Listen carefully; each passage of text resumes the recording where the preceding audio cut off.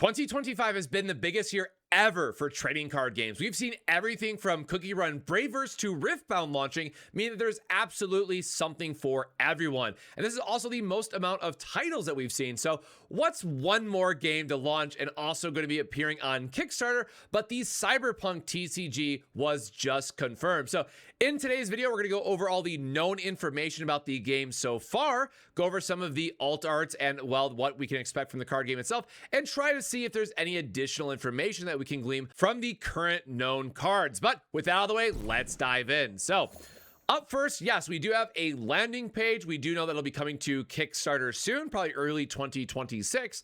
But we also have a teaser video here that we are just going to watch and see what we can really glean about the cards, about the action, and everything live as we're going to go through it. So we are going to stop here for a couple cards, and there's also been a few more on IGN, but there wasn't a ton to glean from that itself. So we're just going to go through the trailer, talk about the cards as they pop up.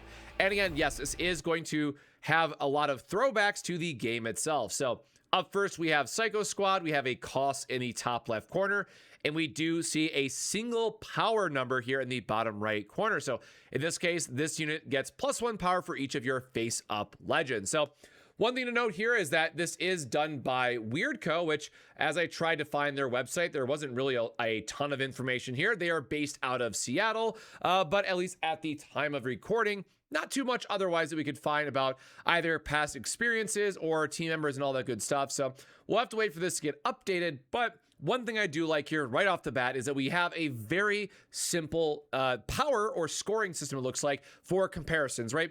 As the TCG market continues to grow and evolve, one of the biggest challenges and one of the key themes that I kept coming back to within 2025 is how do we make games more approachable, right? How do we get the next generation in?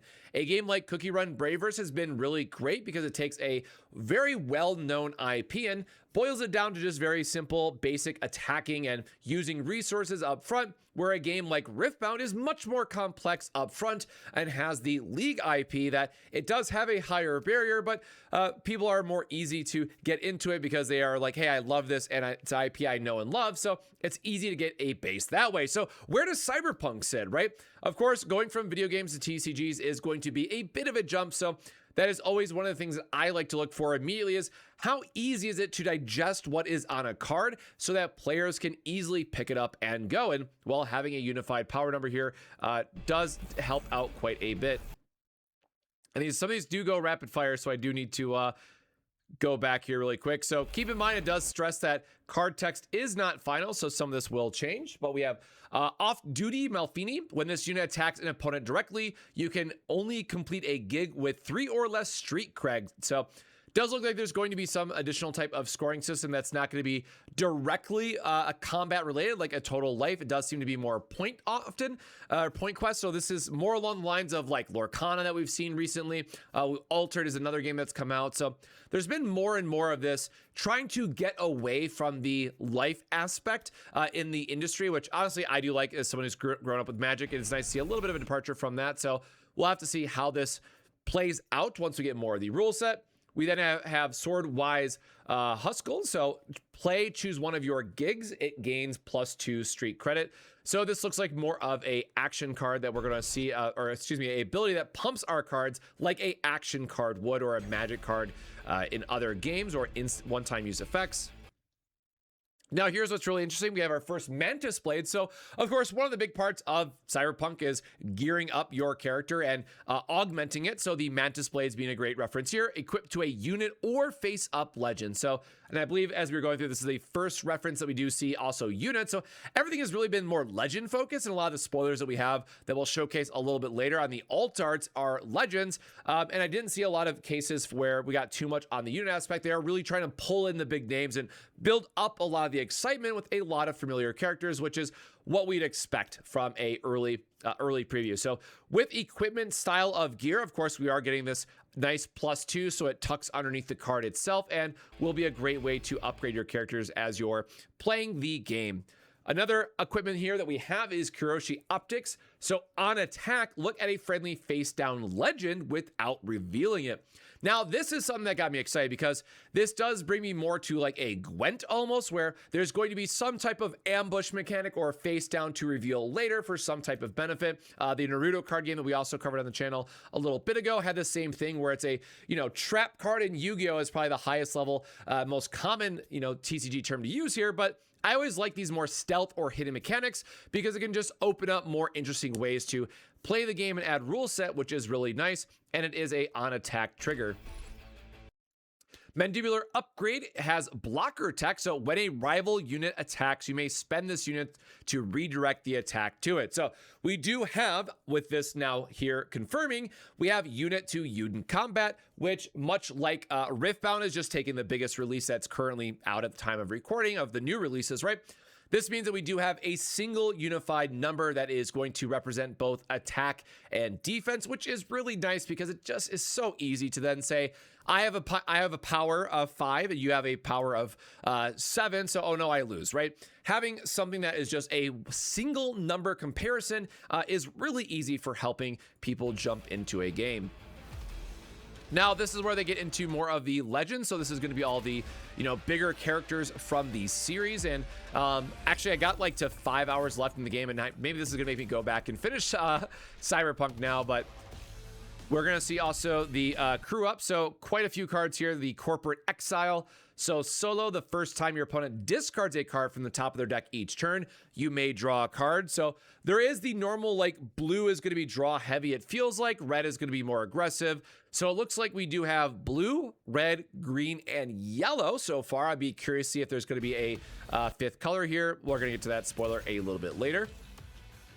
We're talked about crewing up, which is again going to be those equip cards, equip on the right to go on our legend. So here's where you can see the legend tag. So there is going to be something that is more legend focused versus unit. So again, I'm just going to rely on Riftbound a lot because it is the most recent release and does feel like we are going to take a couple notes here from Riftbound where you have a champion or leader, and then most likely a legend that goes with it. So you pick a character that is going to be your leader for that battle, and then you will have these legend cards, which will most likely go into the deck, and something that you play, but is going to be more of your signature character. So we have Dying Knight. It is going to be V's pistol. So on attack, if you have 7+ street cred, defeat a rival gear card that costs 2 or less.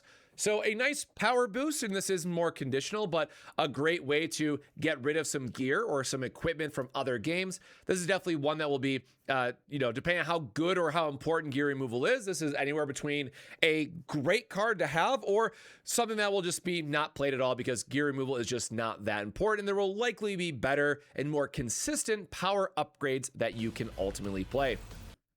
And just really quickly there, you can see where it goes from a 0 to +2. So you'd add it up, it'd be 10. And that is the new power threshold that you would use. So just a couple more quick previews of cards here. Again, the text is not final, so do take that with a grain of salt.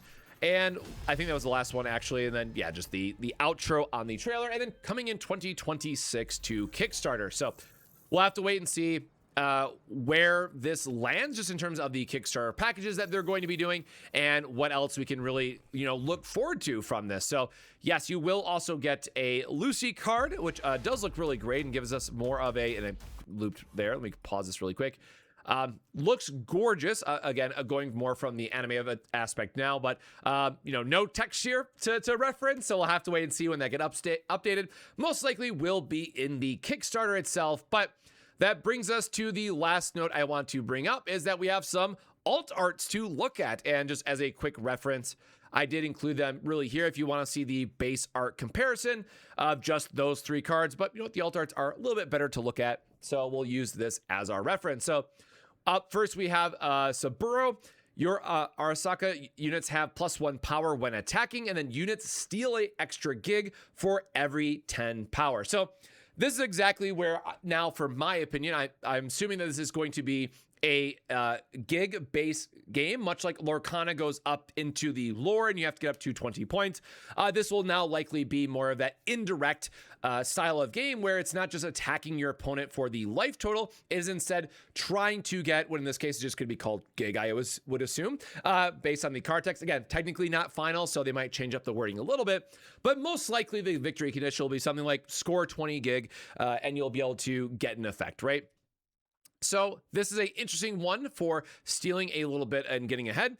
We then have Goro himself. So he has go solo, pay this card's cost to play it as a ready unit, and it can attack this turn. So this automatically tells us that there will be a summoning sickness to use Magic's turn where you can't immediately attack with your card. So this is fairly common where you have to play out your cards, wait a turn, then get to do whatever action they have. He does also have blocker, which again is the redirect mechanic to maybe protect one of your other units.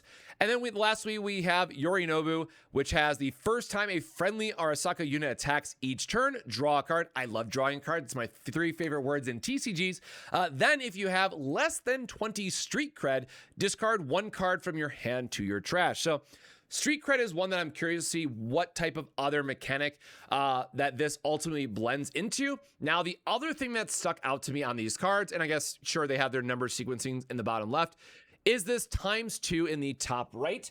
I am going to make a guess that this is more about how many copies of that card you can have in a deck. Might totally be off base, but just I'm trying to get other clues that we can from this based on the current information, which would then lead me to believe that the total number of cards you could have in a deck is anywhere between like a 30 to 40 limit, assuming that this does attach to you know what the scoring is of having ×2, and some cards will say like maybe ×3, and you know your leader or whatever it ends up being is just sits on the board, so it doesn't have any type of note on it. So this one will be interesting to see how all of this comes together, because again, some of these don't have costs. So that is it something that you just play out, where this one does have a cost. So maybe it's like a deploy. So this is where it's going to be interesting of, are these legends the leaders, and then you use them, you can play them for their effects. You get a static, right, for these 2 on the outside. A lot more details to be determined, but at least early on, there are some things that we can glean from this to get a little bit of the play style and know what to expect. So for players who are maybe excited for something that's not just a attack your life and defeat your opponent that way, it does look like Cyberpunk is going to scratch that itch. But the question, of course, at the end of the day is, do we really need another TCG into the market? Now, on one hand, I'm sure there is a field of players who are excited for a TCG for one of their favorite IPs if they are just into video games. But as someone who works with a lot of local shops, it is now getting to the point where there's just too many TCGs and there's not enough nights to just host events. So will this be able to cut out from the rest of the absolute nonsense of noise that launched in 2025, it feels like, with a new Kickstarter game getting announced at least once a month, if not twice a month? Magi Nation is my random reference, right? Just shipped out the deck, so I have those as well. But we'll have to wait and see and get some more information. Hopefully the Kickstarter will be launching sometime mid-January is what my expectation would be, or another month out from now. So we'll have to wait for more information. But let me know in the comments down below, are you excited for a Cyberpunk TCG to come out into the industry, or do you think that the overall field is just far too crowded for this to even have a chance? Let me know down in the comments below. But until next time, my friends, stay safe, stay hydrated, and we'll see you in the next video. Cheers.